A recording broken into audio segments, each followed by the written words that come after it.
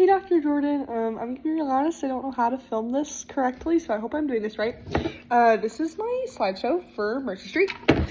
So Mercy Street started in 2003, and they are a Christian organization that services, they do sports, mentorship, and leadership. And so, first of all, with sports, they have a few different sports programs such as soccer, baseball, golf, basketball, volleyball, football. Those are the ones I can think of at the top of my head. They allow kids to come and play for free. It's super awesome, and because of the way I've gotten to experience it, it's just really cool. The kids love to come to practice and play games.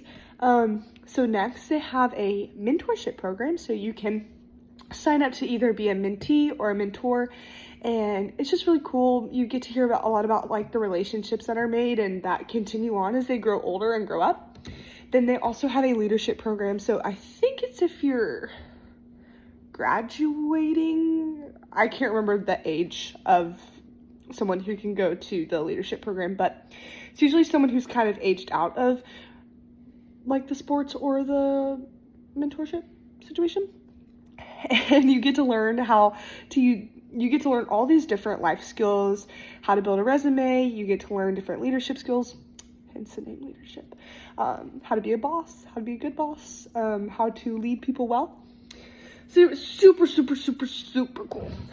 So for my first topic, I chose organizational learning and creativity in chapter 7. This is basically helping create the desire to manage and understand an organization. How this looks like for Mercy Street is training and feedback, and managers are invested in you, and they're invested in you understanding what Mercy Street's about, and they want the best for you in the organization. So by benefiting you, they're able to benefit the organization. Maximizing the ability of individuals to think and act creatively on their own. So this is fostering an environment for people to think outside of the box. And so this is something I personally have trouble with. I ask a lot of questions, and sometimes a manager, to grow you and help you grow, you have to figure that out on your own and think outside the box and think of different ways of how you can, fix the situation. And to discover original ideas that lead to different ways. I worded that so weird. I'm gonna fix that later. But basically kind of the same thing. So thinking outside of the box. So original ideas that create a positive place and a fun place. So for chapter 10, I chose managing organizational structure and culture. So this is establishing working relationships that achieve organization goals effectively and efficiently. You're able to have this relationship that is, hey, you need to do your job, but also I'm here to help you get things done effectively and efficiently. Two of the best words.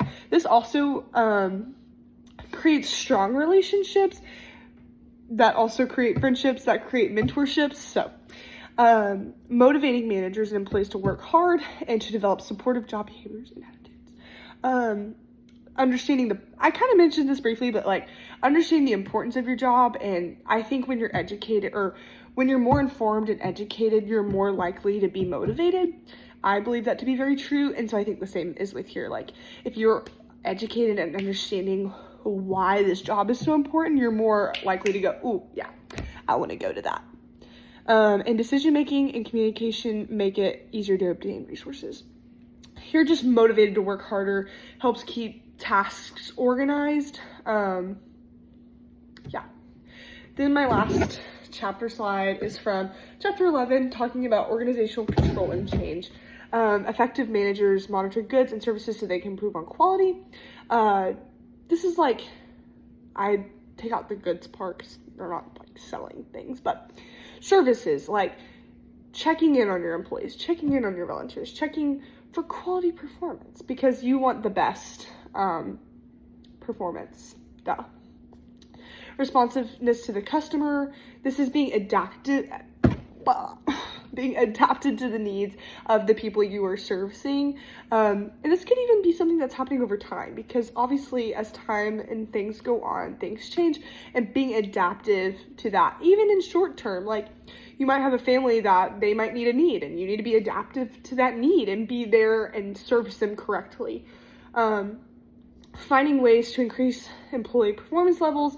This is like creating trainings, creating coaching, being more supportive, creating a creative environment. So those are all those things.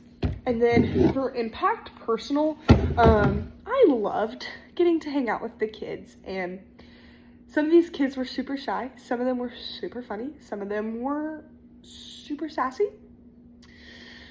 Some of them did not want to be there at all, but I really loved how the parents loved it. A lot of the parents are friends, and so like watching the parents be friends, and you know, it's not just for the kids, but also the parents are able to like, you know, have community and have a place to fellowship in a way.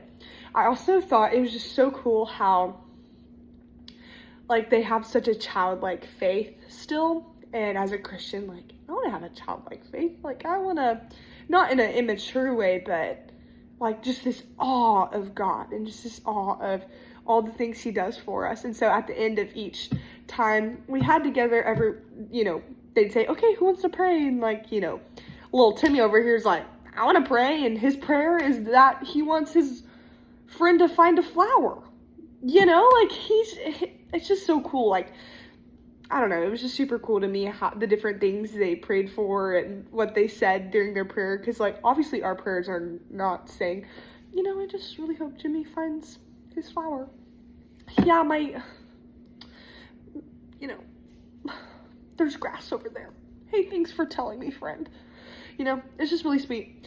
And then career, I thought this opportunity was really cool because it really shows you how to be empathetic to different things in different situations and how to be adaptive, kind of like how I talked about earlier, of just these families and these kids all need very different things. And not that you need to be those things, but you need to be able to help service them the best way that you can so that they're able to have the best time they can, you know? So it's just really cool. I think so. This was a really great opportunity. This is my last slide. I don't know if I already showed you that. I already showed you this one. Beep. Okay. You like the two little kids playing tennis? I thought they were precious. Okay. That's all. Thank you for listening to my slideshow presentation. Bye!